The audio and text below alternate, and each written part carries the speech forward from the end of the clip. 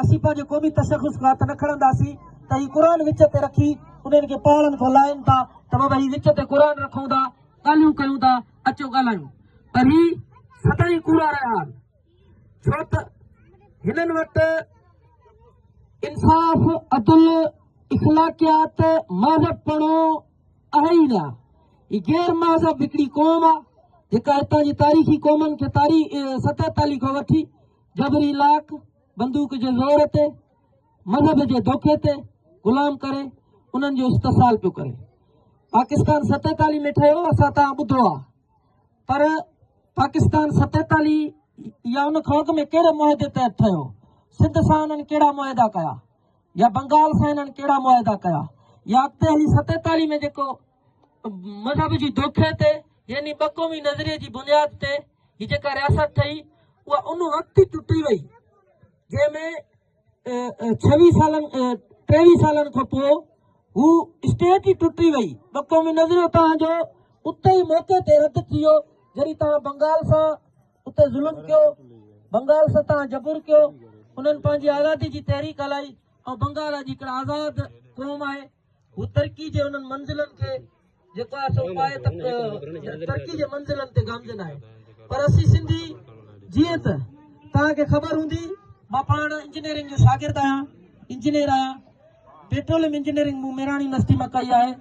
हिन फेडरेशन जे अंदरि 70% गैस असांजे सिंध मां निकिरे थी।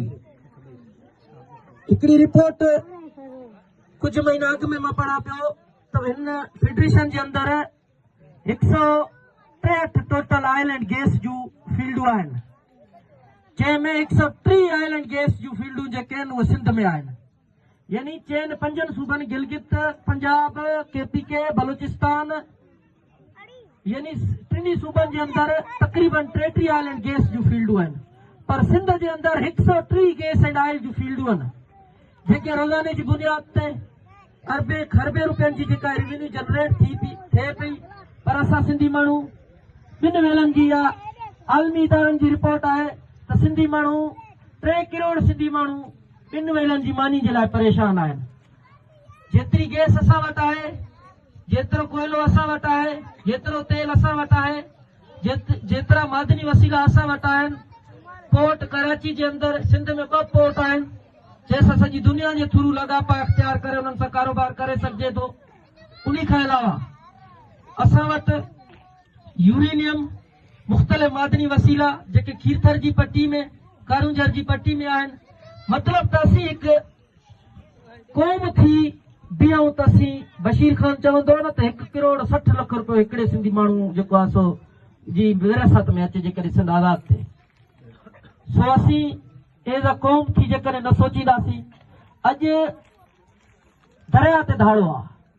कॾहिं कल्ह बंगाल जी ॿोलीअ ते मामिलो शुरू थियो, छो त जॾहिं क़ौमनि जी जॾहिं तव्हां तहज़ीब खे ई मिसाइण जी कोशिशि कंदा त ज़ाहिर ॻाल्हि आहे, फितरी अमल आहे त मां हिकिड़ो इंसान आहियां। जेकॾहिं तव्हां मुंहिंजे निड़ीअ जी रग ते लत ॾींदव त घटि में घटि मां चंबो हणाइण जो हक़ रखां थो, मूं में एतिरी ताक़त आहे, घटि में घटि मां तव्हांखे खुड़ी हणी सघां थो। पर जॾहिं क़ौमनि जी तहज़ीबनि जो मसइलो अची वेंदो आहे, उन्हनि मसइलनि जे हूंदे क़ौमूं इज्तिमाही मज़ामत, इज्तिमाही सियासी शऊर जो मुज़ाहिरो करे तव्हांजे गले में हथ विझी सघनि था, तव्हांखे बि चमाट हणी सघनि था। उहा हिमल सिंध जी मौजूदा सूरत हाल इहा आहे। सॼी सिंध सरापा एहतजाज आहे। इहे जीअं 60-70 जे ॾहाके में बंगाल ॿोलीअ मामले खां उथी करे उन क़ौमी तशख़्ख़ुस जी बहालीअ ख़िलाफ़ बहालीअ जे लाइ उन्हनि जॾहिं रोडनि ते निकिता, हज़ारे माण्हुनि तां शहीद कया। अॼु बि सिंधी माण्हुनि सां बि उहो ई असरु आहे, बलोचनि सां बि साॻियो असरु आहे। पर सोचण जहिड़ी ॻाल्हि आहे त असां हैरत जहिड़ी ॻाल्हि इहा आहे त सिंधी माण्हू पुरमुन एहतजाज जो बि हक़ नथो रखे। असां पुरमुन एहतजाज जे मशवरे में कयोसीं, उते शागिर्दनि ते तशदुद, लठबाज़ी, शीलिंग। ठीकु आहे, तव्हां पंहिंजूं इहे जेके बि अटकलूं आहिनि विड़ायो, पर छा तव्हां सॼी सिंधी 7 करोड़ क़ौम खे ख़तमु करे सघंदव? छा हिटलर सॼी यहूदियुनि खे ख़तमु करे, सभिनी यहूदियुनि खे ख़तमु करे सघियो? छा ताईं 3 लख बंगाली मारे सॼी बंगाली क़ौम खे ख़तमु करे सघिया? न। उतां जी धरतीअ ते जॾहिं तव्हां कब्ज़ो कयो, उहा धरती तव्हां ख़ाली कई।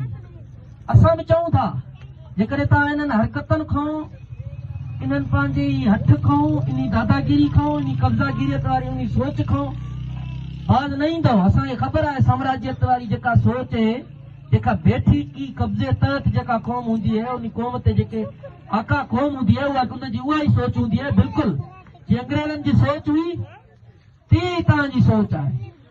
जीअं तव्हां काल चयो त बंगाली न खपनि बंगाल खपे, अॼु तव्हांखे सिंधी न खपनि सिंध जा वसीला खपनि सिंधू दरिया खपे। पर इहा ॻाल्हि तय आहे तारीख़ जे अंदरि सच जी जेका ॿेड़ी आहे उहा लुटंदी ज़रूर आहे पर पार कंदी आहे आख़िर में हली। हीअ सिंधी माण्हू हीअ असां तव्हां हीअ 7 करोड़ सिंधी जेके आहियूं हिन महिल ज़रूर ख़तरनि खे मुंहुं ॾियूं पिया। ज़रूर हिकिड़ो जेको ॿार हूंदो आहे उहो ॿार भांबड़ा पाईंदो आहे, भांबड़ा पाई उथण जी कोशिशि कंदो आहे। असीं उथण जी कोशिशि में आहियूं।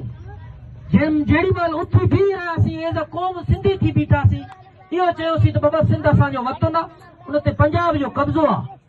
ॾाढी बुनियाद ते बंदूक जी बुनियाद ते मज़हब जे धोखे तहत उहा असांजी सिंधी क़ौम जा वसीला पर असांजी सिंधी क़ौम खां ज़बान ॿोली इहे सभु छा आई। मां हिकिड़ी रिपोर्ट पियो पढ़ां कुझु ॾींहं अॻु में त मतिलबु 47 खां अॻु में पाकिस्तान जी जेका आहे जेका मतिलबु फर्टाइल जेका लैंड आहे यानी ज़राअत जी जेका ज़मीन हुई 47 में 70% आहे। मिसाल थो ॾियां त अॼु 2025 आहे यानी 77 साल 78 साल गुज़रण खां बावजूद तव्हां सिंधू दरिया ते 50 केनाल कढिया आहिनि। उन केनालनि जे हूंदे तव्हां वॾियूं वॾियूं डेमूं ठाहियूं आहिनि। पोइ बि तव्हांजी जेका इन्वेस्टमेंट जेका खरबे डॉलरनि जी तव्हां इन्वेस्टमेंट कई आहे पोइ बि ज़राअत जी जेका बनी आहे उहा